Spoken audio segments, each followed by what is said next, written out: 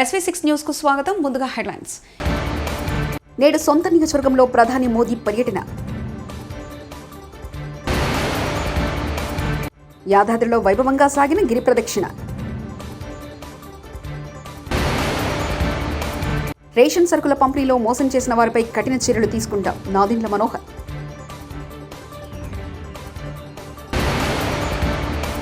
విజయవాడలో క్యాంపు కార్యాలయాన్ని పరిశీలించిన ఉప ముఖ్యమంత్రి శ్రీ పవన్ కళ్యాణ్. ప్రధాని నరేంద్ర మోదీ ఈరోజు వారణాసిలో పర్యటించనున్నారు. ఈ పర్యటనలో భాగంగా సాయంత్రం 4 గంటలకు లాల్ బహదూర్ శాస్త్రి ఇంటర్నేషనల్ ఎయిర్పోర్టుకు ఆయన చేరుకుంటారు. అనంతరం వారణాసిలో ఏర్పాటు చేసిన పీఎం కిసాన్ సమ్మాన్ సమ్మేళన కార్యక్రమంలో ప్రధానమంత్రి కిసాన్ యోజన కింద లబ్ధిదారులకు 17 విడత విధులను ఆయన విడుదల చేయనున్నారు. కేంద్ర రక్షణ శాఖ మంత్రి రాజ్నాథ్ సింగ్ నివాసంలో బీజేపీ సారథ్యంలోని ఎన్డీఏ నేతలు మంగళవారం సాయంత్రం 4 గంటలకు కీలక సమావేశం జరపనున్నారు. 18వ లోక్సభ స్పీకర్, డిప్యూటీ స్పీకర్గా ఎవరిని ఎంపిక చేస్తారనే ఊహాగానాల నేపథ్యంలో ఈ కీలక సమావేశం జరుగుతుంది. ఎన్డీఏ భాగస్వాముల మధ్య స్పీకర్, డిప్యూటీ స్పీకర్ విషయంలో ఏకాభిప్రాయ సాధన కోసం ఈ సమావేశంలో చర్చిస్తారని తెలుస్తుంది. అతిపెద్ద పార్టీగా నిలిచిన బీజేపీ ఈసారి కూడా స్పీకర్ పదవిని తిరిగి నిలబెట్టుకునుంది. డిప్యూటీ స్పీకర్ పదవిని ఎన్డీఏ భాగస్వాములకు కేటాయిస్తుందని సమాచారం. రాజ్నాథ్ నివాసంలో జరగనున్న సమావేశంలో జేపీ నడ్డా, కిరణ్ రిజిజు, చిరాగ్ పాశ్వాన్, రామ్మోహన్ నాయుడు, కింజరాపు, లలన్ సింగ్ తదితరులు హాజరవుతారని తెలుస్తుంది. ప్రముఖ పుణ్యక్షేత్రం యాదాద్రిలో గిరి ప్రదక్షిణ వైభవంగా జరిగింది. స్వామి జన్మ నక్షత్రం స్వాతి సందర్భంగా మంగళవారం ఉదయం నిర్వహించిన ఈ కార్యక్రమంలో భారీ సంఖ్యలో భక్తులు పాల్గొన్నారు. ప్రభుత్వ వైపు ఆలేరు ఎమ్మెల్యే బీర్లా ఐలయ్య, ఆలయ ఈవో భాస్కరరావు సమక్షంలో వైకుంఠ ద్వారం వద్ద ప్రత్యేక పూజలు నిర్వహించారు. కొండ చుట్టూ ప్రదక్షిణ చేశారు.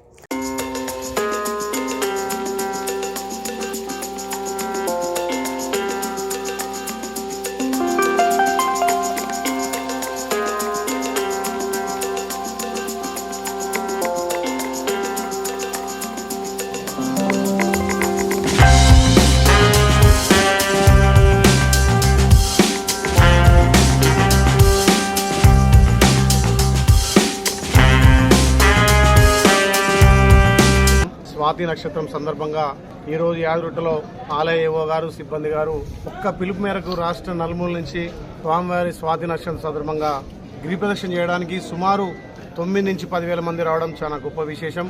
ఈ సాంప్రదాయాన్ని రాష్ట్ర నలుమూల, దేశం నలుమూల ప్రతి భక్తుడు గిరి ప్రదక్షిణ చేసి స్వామివారి ఆశీస్సులతోటి స్వామివారి దగ్గర కోరికలు తీర్చుకోవడం కోసం ఈ గిరి ప్రదక్షిణ ఎంతగానో భక్తులకు ఒక మనోధైర్యం.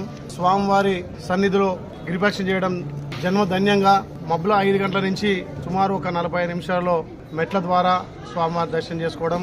గతంలో ఇక్కడ ఉన్నటువంటి సాంప్రదాయాలు ఈ 9 ఏళ్లుగా లేకపోవడం, ఇక్కడ వచ్చినటువంటి యువ గారు చొరవతోటి ఆలయ సిబ్బంది కూడా, అర్చకులు కూడా మళ్ళీ గతంలో ఉన్నటువంటి పూర్వవైభవం తేవడానికి వాళ్ళ ప్రయత్నం సఫలించింది. గతంలో ఉన్నటువంటి సాంప్రదాయాలను మళ్ళీ పునరుద్ధరించి వచ్చే భక్తులకు అన్ని విధాల ఫెసిలిటీ కల్పించి స్వామివారి దర్శనం కూడా ఒక గంటలోనే దర్శించుకునే విధంగా ఇంకా చర్యలు తీసుకొని వారికి అందరికి కూడా ఇక్కడ భోజన వసతులతో పాటు మొన్ననే ఇక్కడ సమావేశంలో సుమారు ఒక 5,000 మందికి రోజు నిత్యాన్నదానం కూడా జరిగే విధంగా దానికి ఒక ₹1 కోటి కమిషనర్ గారితో కూడా శాంక్షన్ తీసుకొని వచ్చే ప్రతి భక్తుడు కూడా ఈడ అన్నదాన కార్యక్రమంలో భోజన వసతి చేసుకొని స్వామివారి దర్శనం చేసుకొని వాళ్ళ మొక్కులు చెల్లించుకొని పోయే విధంగా స్వామివారి ఆశీర్వాదంతో దినదినాభివృద్ధిగా యారుటం.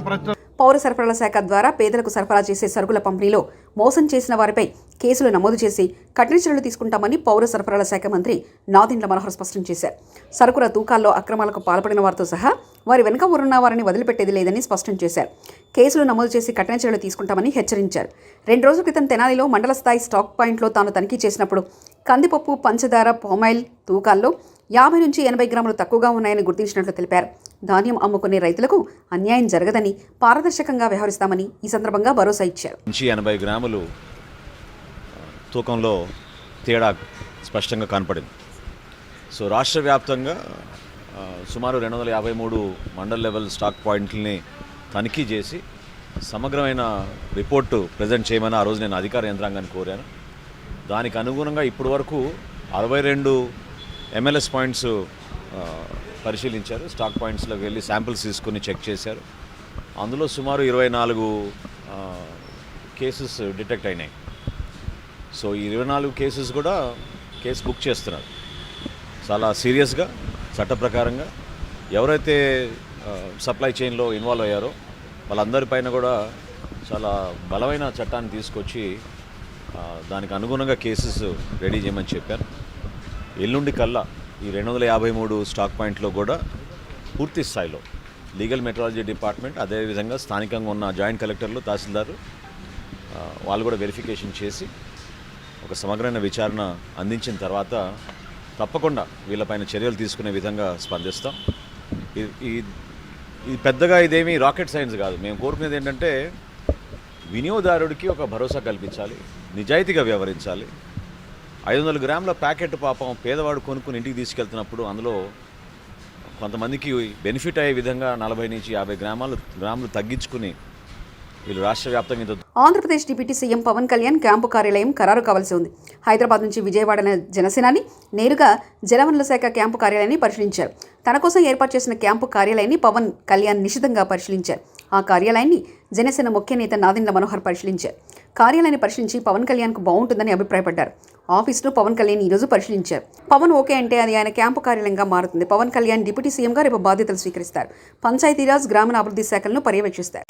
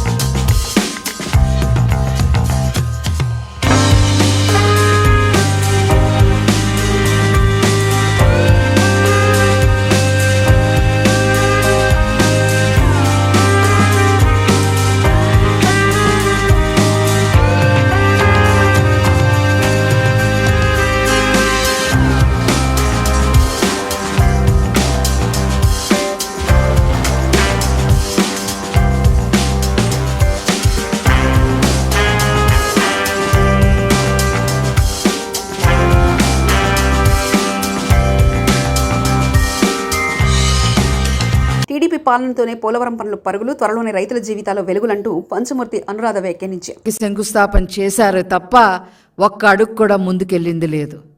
20 ఏళ్ల నాడు మరి వైఎస్ రాజశేఖర్ రెడ్డి గారు శంకుస్థాపన చేశారే తప్ప ఒక్క అడుగు కూడా ముందుకెళ్ళిన పరిస్థితి లేదు. ఏదో పోలవరం ప్రాజెక్టుకి నేను ముందుకు తీసుకెళ్లాను అని చెప్పడానికి ముందు కాలువలు తవ్వేసి మట్టిని మింగేసి మొబిలైజేషన్ అడ్వాన్సులు పేరుతో కమిషన్లు నొక్కేసిన హీన చరిత్ర వైఎస్ రాజశేఖర్ రెడ్డిది. అలా ఆ పోలవరాన్ని కమిషన్లతో తినిపారేసి జలయజ్ఞాన్ని కాస్త ధనయజ్ఞంగా మార్చేసి 1000 కోట్లు మింగేశారు రాజశేఖర్ రెడ్డి కుటుంబం. తర్వాత నారా చంద్రబాబు నాయుడు గారు ముఖ్యమంత్రి అయిన తర్వాత 2014లో ఈ పోలవరం ప్రాజెక్టుని ఆ యొక్క కళని సాకారం చెయ్యాలి, నిజం చెయ్యాలి అనే ఉద్దేశంతో పోలవరాన్ని పరుగులు పెట్టించిన ఘనత నారా చంద్రబాబు నాయుడు గారిది. 72% పోలవరం ప్రాజెక్ట్ని పూర్తి చేయటం జరిగింది. ఒక్క రోజులో 35,000 క్యూబిక్ మీటర్ల కాంక్రీట్ని నారా చంద్రబాబు నాయుడు గారు వేయించడం జరిగింది. ఒక గంటకి 13,080 క్యూబిక్ మీటర్ల కాంక్రీట్ని ఆ రోజు పోలవరం ప్రాజెక్టులో చేయించడం వల్ల గిన్నీస్. మంగళగిరి ప్రజల కోసం మంత్రి నారా లోకేష్ ఉండవల్లి నివాసంలో నిర్వహించిన ప్రజా దర్బార్కు నియోజకవర్గం నుంచి పెద్ద ఎత్తున తరలివచ్చారు. తమ సమస్యలపై వినతి పత్రం అందించారు. ప్రత్యేక యంత్రాంగం ఏర్పాటు చేసి వీలైనంత త్వరగా అందరి సమస్యలు పరిష్కరిస్తానని మంత్రి భరోసా ఇచ్చారు.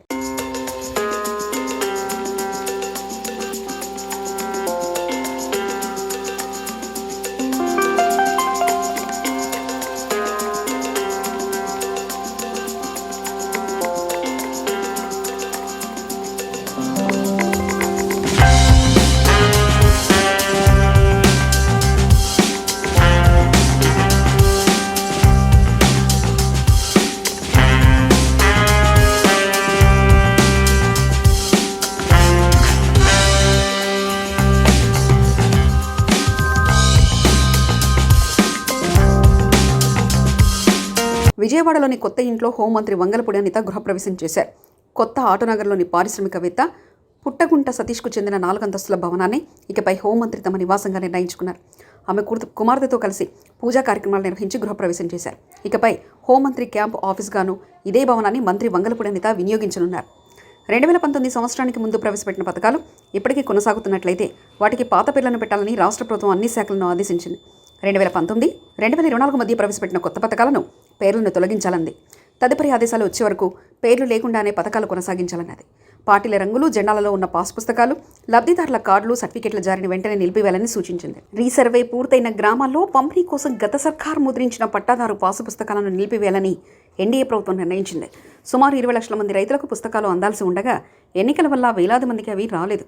మాజీ సీఎం జగన్ ఫోటో ఉన్న నేపథ్యంలో ఈ నిర్ణయం తీసుకున్నట్లు ప్రభుత్వ వర్గాలు చెబుతున్నాయి. మరోవైపు రీసర్వే కొనసాగింపుపై సందిగ్ధత నెలకొంది. నరసాపురం ఎంపీ భూపతిరాజు శ్రీనివాసవర్మ కేంద్ర సహాయ మంత్రిగా బాధ్యతలు స్వీకరించారు. భారీ పరిశ్రమలు, ఉక్కు శాఖ సహాయ మంత్రిగా ఆయన మంగళవారం బాధ్యతలు చేపట్టారు. కేంద్ర మంత్రి కిషన్ రెడ్డి, సోము వీరాజ్తో సహా పలువురు భాజపా నేతలు, ఎమ్మెల్యేలు కార్యక్రమంలో పాల్గొని శ్రీనివాసవర్మకు శుభాకాంక్షలు తెలిపారు. ముఖ్యమంత్రి చంద్రబాబుతో సమన్వయం చేసుకుంటూ ఆంధ్రప్రదేశ్కు పరిశ్రమలు తీసుకురావడంలో కీలక పాత్ర పోషిస్తానని శ్రీనివాసవర్మ అన్నారు. వైజాగ్ స్టీల్ ప్లాంట్ ప్రైవేటీకరణ విషయంలోనూ ప్రజల సెంటిమెంట్ను కాపాడుతూ ముందుకెళ్తామన్నారు. కేంద్ర భారీ పరిశ్రమలు మరియు ఉక్కు శాఖల సహాయ మంత్రిగా ఈరోజు నేను బాధ్యతలు స్వీకరించడం జరిగింది. ఉద్యోగ భవన్లో నా కార్యాలయంలో ఏదైతే ప్రధానమంత్రి గారు నా మీద నమ్మకంతో, విశ్వాసంతో ఉంచినటువంటి బాధ్యతని పూర్తిగా చిత్తశుద్ధితో నిర్వహించి ముందుకు వెళ్తాననేటువంటి విషయాన్ని ఈ సందర్భంగా చెప్తున్నాను. ఒక సామాన్య కార్యకర్తగా బీజేపీలో పనిచేయడం ప్రారంభించిన నేను 35 సంవత్సరాల క్రితం ఈరోజు కేంద్ర మంత్రి స్థాయికి తీసుకొచ్చినటువంటి పార్టీలో ఉన్నటువంటి నాయకులందరికీ కూడా పేరు పేరున హృదయపూర్వక ధన్యవాదాలు తెలియజేస్తున్నా. రాబోయేటువంటి రోజుల్లో అతి తక్కువ సమయంలో ఈ శాఖల మీద పూర్తి అవగాహన పెంచుకుని ఈ 2 శాఖలకు కూడా మంచి పేరు వచ్చే విధంగా, అదేవిధంగా ప్రభుత్వ పాలసీ ఏదైతే ఉందో ఆ ప్రభుత్వ పాలసీలకు అనుగుణంగా కొత్తగా పరిశ్రమలు స్థాపించడానికి ముందుకు వచ్చేటువంటి వ్యక్తులను కానీ, సంస్థలను కానీ పెద్ద ఎత్తున ప్రోత్సహించడం జరుగుతుందని ఈ సందర్భంగా చెప్తూ ఉన్నా. అదేవిధంగా ఆంధ్రప్రదేశ్కి సంబంధించినటువంటి పరిశ్రమల విషయంలో అక్కడ ఉన్నటువంటి ముఖ్యమంత్రి గారు చంద్రబాబు నాయుడు గారితో కూడా సమావేశమై గత 5 సంవత్సరాలుగా ఆంధ్రప్రదేశ్లో ఏ ఒక్క కొత్త పరిశ్రమ రాకపోగా ఆంధ్రప్రదేశ్ నుండి ఉన్న పరిశ్రమలు కూడా బయట రాష్ట్రాలకి తరలి వెళ్ళిపోయినటువంటి సందర్భం మనందరికీ కూడా తెలుసు. అటువంటి సంస్థలను పిలిపించి మాట్లాడడం ద్వారా తిరిగి ఆంధ్రప్రదేశ్లో పరిశ్రమలు నెలకొల్పే విధంగా ఎన్నికల ప్రక్రియపై వైకాపా అధ్యక్షుడు వైఎస్ జగన్ ఎక్స్ ట్విట్టర్లో చేసిన పోస్టుపై విజయవాడ ఎంపీ కేశినేని శివనాథ్ చిన్ని గట్టి కౌంటర్ ఇచ్చారు. ఈవీఎంలో గతంలో తానేం మాట్లాడారో జగన్ ఒకసారి వినాలన్నారు. ఇప్పటికైనా కళ్ళు తెరిచి వాస్తవాల్లో బతికితే జగన్కు ఆ 11 మందైనా మిగులుతారని హెచ్చరించారు. ప్రజాధనం దోచుకున్న వాళ్ళను ఎవరి తమ ప్రభుత్వం వదిలిపెట్టదన్నారు. ఆలోచనలు ఉండాలి. అబ్బా ఎంత గొప్పగా చెప్పారు జగన్మోహన్ రెడ్డి గారు. ఇన్ని రోజులు ప్రజలకు న్యాయం గురించి కానీ, ప్రజలకు న్యాయం చేయాలని కానీ ఏ రోజు మీకు ఒక్క కోసాన్ని కూడా లేని వ్యక్తివి నువ్వు ఇవాళ ఈవీఎంల గురించి మాట్లాడుతున్నావు. నీకు గుర్తుందో లేదో 2019లో ఈవీఎంల గురించి నువ్వు ఒక స్టేట్మెంట్ ఇచ్చావు.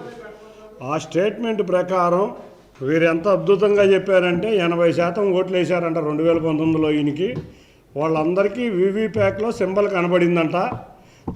కనబడినాక వాళ్ళు సైకిల్కి ఓటేస్తే వేరే సింబల్ కనబడితే అక్కడ కంప్లైంట్ చేసేవాళ్ళు. కాబట్టి బ్రహ్మాండంగా పనిచేస్తున్నాయి వీవీప్యాక్లు అని 2019లో వీరు చెప్పిన ఒక వీడియో. ఇవాళ వచ్చి ఏం చెప్తారు, ఈయన వీవీప్యాక్లు నమ్మకం లేదన్నట్టు చెప్తున్నారు. బాబు జగన్ను 80% కాదు 86% మంది ప్రజలు వాళ్ళు మాకు ఓటేశారు. ఎక్కడా ఏ ప్రజలు కంప్లైంట్ ఇవ్వలేదు. కాబట్టి వాళ్ళందరూ న్యాయం జరిగిందని కోరుకుంటున్నారు. నువ్వు భ్రమల్లో జీవిస్తున్నావు. నీ యొక్క ప్యాలెస్లోంచి బయటకు వచ్చి ప్రజా జీవితంలో ఏం జరుగుతుందో తెలుసుకో. ఇకనైనా నువ్వు బయటకు వచ్చి ప్రజా జీవితంలో ఏం జరుగుతుందో తెలుసుకో. నేడు సొంత నియోజకవర్గంలో ప్రధాని మోదీ పర్యటన. యాదాద్రిలో వైభవంగా సాగిన గిరి ప్రదక్షిణ.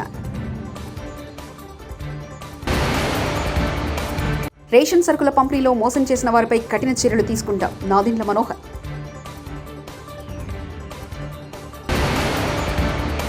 విజయవాడలో క్యాంపు కార్యాలయాన్ని పరిశీలించిన ఉప ముఖ్యమంత్రి శ్రీ పవన్ కళ్యాణ్.